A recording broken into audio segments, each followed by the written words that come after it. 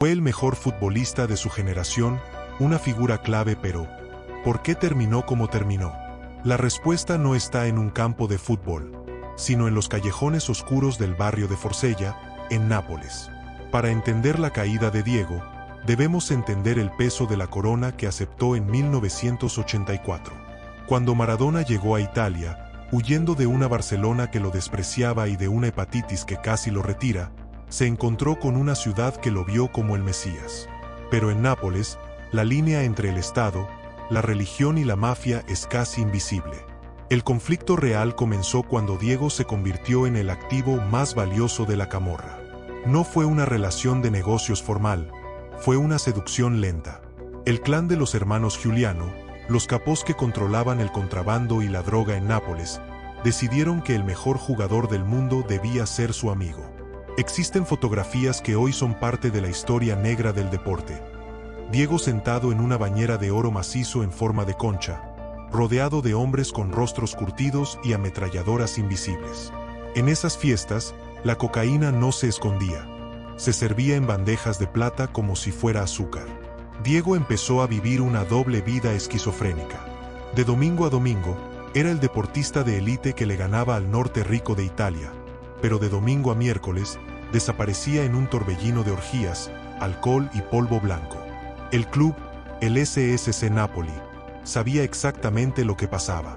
El presidente Corrado Ferlaino confesó años después que tenían un sistema de limpieza. Cuando había controles antidopaje, alguien del club llevaba una muestra de orina limpia escondida en una pera de goma para intercambiarla por la de Diego. Maradona era intocable porque era la única alegría de un pueblo miserable. Pero ese poder le dio una sensación de impunidad peligrosa. La controversia escaló cuando la vida personal de Diego chocó con su divinidad. En 1986, apenas meses después de ganar el Mundial, nació Diego Sinagra. Su madre, Cristiana Sinagra, era una joven de Nápoles que trabajaba para la familia de Diego. El escándalo fue total. En una Italia profundamente católica, un hijo extramatrimonial era un pecado mortal. Diego, en lugar de asumir la responsabilidad, inició una campaña de difamación contra Cristiana.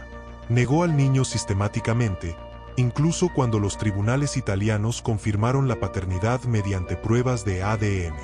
Durante 30 años, Diego miró a las cámaras y dijo: "Mis únicas hijas son Dalma y Gianina, los demás son por la plata".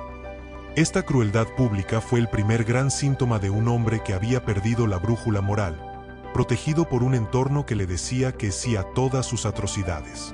La situación se volvió insostenible durante el Mundial de Italia 90. Diego cometió el sacrilegio de pedirle a los napolitanos que apoyaran a Argentina en lugar de a Italia. Ese fue el momento en que el sistema decidió destruirlo. La protección política desapareció. Las pinchazas telefónicas de la policía italiana, que llevaban meses grabando sus pedidos de cocaína y servicios de prostitución, salieron a la luz. El 17 de marzo de 1991, tras un partido contra el Bari, el control antidopaje dio positivo por cocaína. Ya no hubo pera de goma que lo salvara. Fue el fin del mito en Europa y el inicio de una persecución que lo llevaría de regreso a Argentina, no como un héroe, sino como un adicto bajo arresto domiciliario. Si la etapa italiana fue la de la perdición lenta, su regreso a Argentina fue la de la explosión violenta. Maradona ya no era solo un futbolista. Era un hombre paranoico que sentía que el mundo entero lo traicionaba. En abril de 1991, apenas semanas después de huir de Italia, la policía argentina allanó un departamento en el barrio de Caballito. Las imágenes dieron la vuelta al mundo. Diego saliendo esposado, con la mirada perdida, el cabello revuelto y un semblante que gritaba derrota. Fue su primera gran humillación pública en su propia tierra. Pero el conflicto más violento con la sociedad ocurrió en febrero de 1994. Diego intentaba una resurrección para el Mundial de Estados Unidos. Se recluyó en su quinta de Moreno para entrenar, pero el acoso de la prensa era incesante. Los periodistas dormían en la puerta de su casa, usando teleobjetivos para captar cualquier momento de debilidad. Diego estalló. Salió a la puerta de su casa con un rifle de aire comprimido. Escondido detrás de un auto, empezó a disparar contra los cronistas y fotógrafos.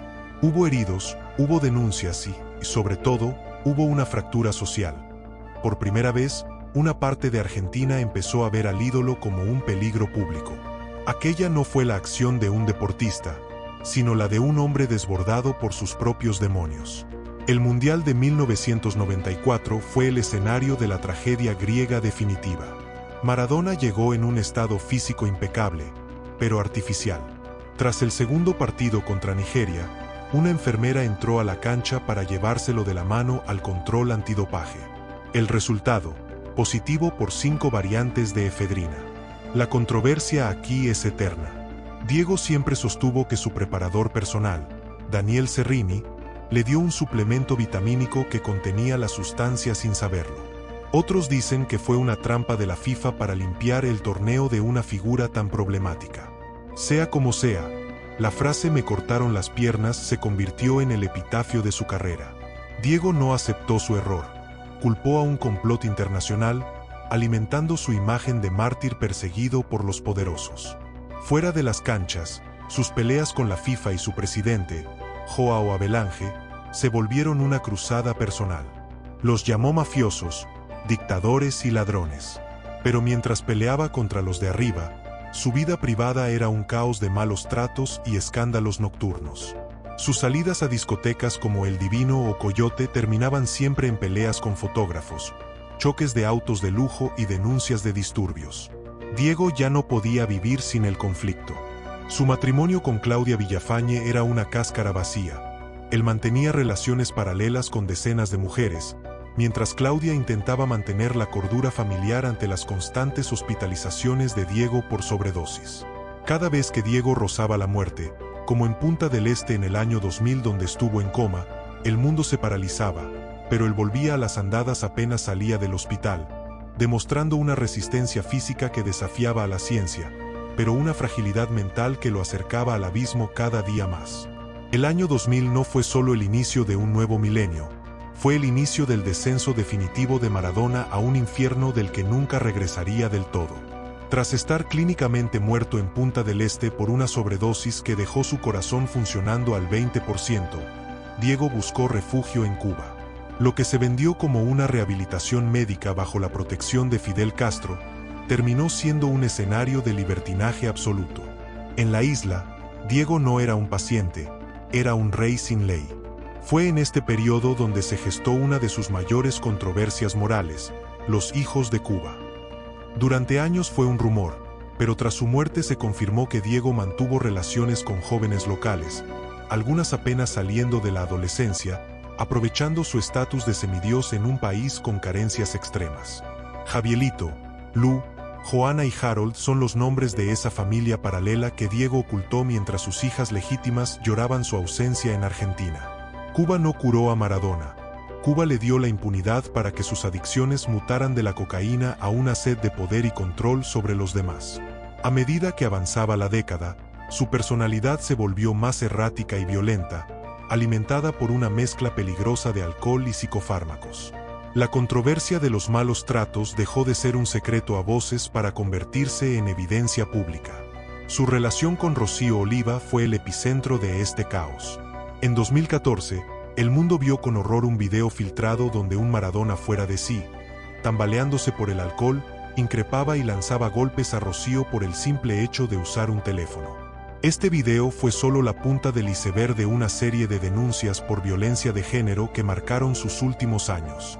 Maradona ya no era el héroe del pueblo, era un hombre que arrastraba las palabras y que, en sus ataques de furia, arremetía contra cualquiera que no se plegara a sus deseos, incluyendo a su propia familia.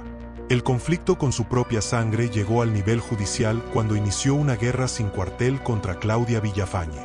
La llamó ladrona en cadena nacional, acusándola de haberle robado camisetas, trofeos y millones de dólares para comprar departamentos en Miami. Esta batalla no solo fue por dinero, fue una traición emocional que rompió el vínculo con sus hijas mayores, Dalma y Gianina, a quienes puso en la situación imposible de elegir bando. Mientras tanto, su vinculación política con dictadores como Hugo Chávez y Nicolás Maduro le valió el repudio internacional.